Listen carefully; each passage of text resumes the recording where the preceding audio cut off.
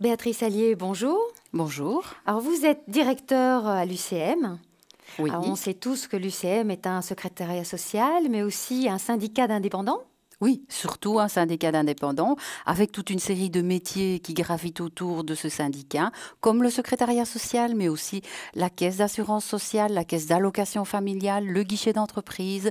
Voilà, tous ces services font de l'UCM l'organisation qu'elle est aujourd'hui avec sa force Et vous êtes importante. présent à Bruxelles et en Wallonie. On est présent à Bruxelles et en Wallonie. Nous avons 25 bureaux disponibles pour les clients répartis sur l'ensemble de la région wallonne et de Bruxelles. Et alors, vous avez aussi un réseau de femmes starters ou déjà entrepreneurs confirmés, qui s'appelle Diane. Alors, racontez-nous un peu comment Diane est née et ce que vous en faites là tous les jours, à quoi ça sert, comment en être membre. Alors, Diane, d'abord, il faut que je fasse un tout petit peu d'histoire.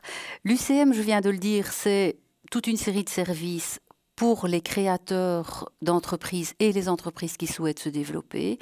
Et la valeur ajoutée de l'UCM, outre la qualité de tous ces services, c'est de s'être intéressé au développement économique. Pouvoir proposer des services de développement économique nous permettait de toucher l'entreprise au plus près et d'essayer de répondre à toute une série de besoins qui ne sont pas nécessairement exprimés.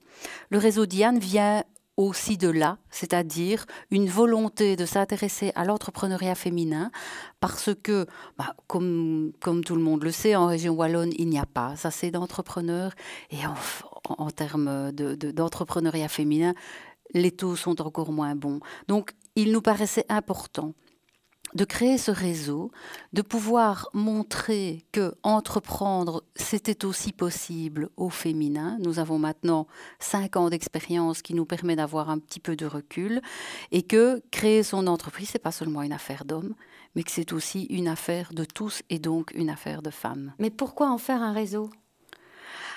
Parce qu'on est plus fort ensemble que chacun tout seul. Ça, c'était vraiment un des prérequis, se dire qu'ensemble, on a une force commune et ensemble, on peut tous, en tout cas, porter un message beaucoup plus important.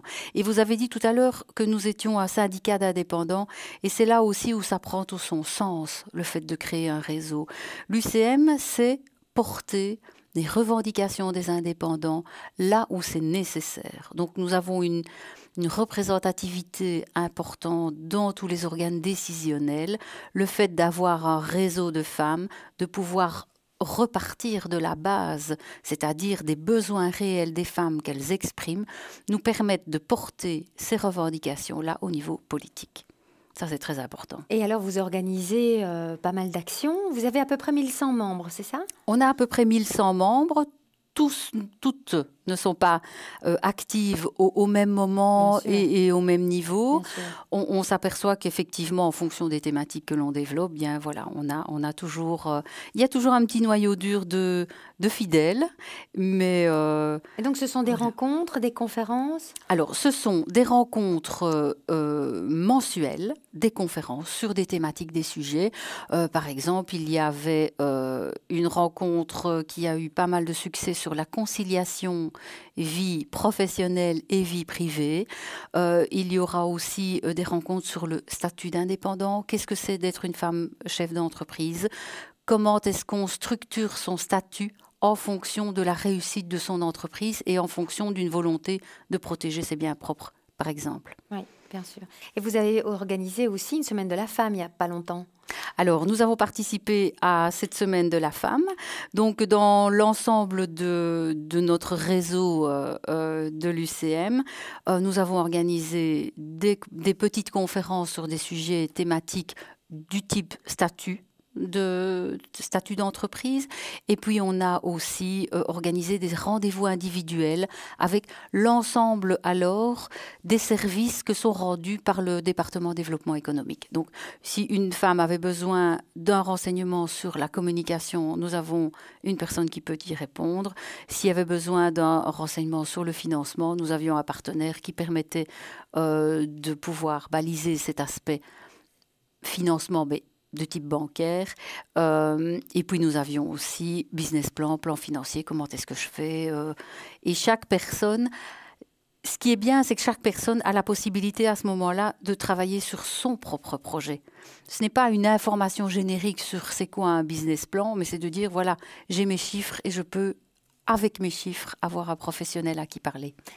Rencontrer les professionnels et rencontrer les autres femmes qui portent un projet aussi ou qui l'ont déjà développé, je suis certaine que ça amène énormément aussi de contacts pour faire justement croître ce projet ou cette entreprise et probablement de plus grande confiance en soi.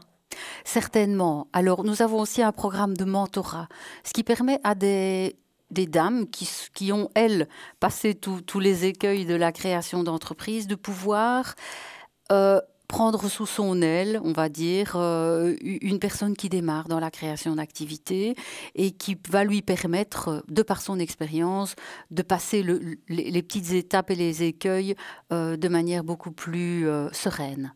Et donc, forcément, on ne se sent pas seul, on se sent accompagné, on se sent coaché. Et il y a vraiment une réelle relation de proximité entre la marraine et la filleule, si je puis dire. Et on voit que le relationnel va au-delà du business. C'est souvent le cas avec les femmes. C'est souvent le cas, tout à fait. Même si le réseau Diane se veut un endroit d'échange, mais d'échange aussi en termes de business, parce que il faut pas, il faut pas avoir peur des mots. Hein. Le business, c'est quelque chose de très positif. Absolument. Ça fait développer les entreprises. On est là pour ça aussi. Voilà.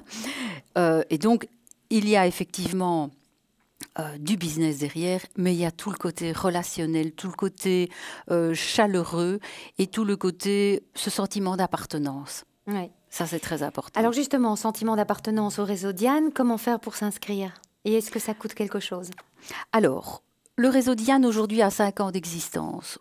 On a entamé un audit par un consultant externe qui va pouvoir nous arrêter, nous forcer à nous arrêter, nous forcer à réfléchir, nous forcer à dire, voilà, aujourd'hui on vient de faire tout ce chemin-là.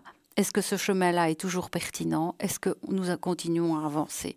Alors, pour s'inscrire, www.diane.be, donc ça c'est évidemment très simple.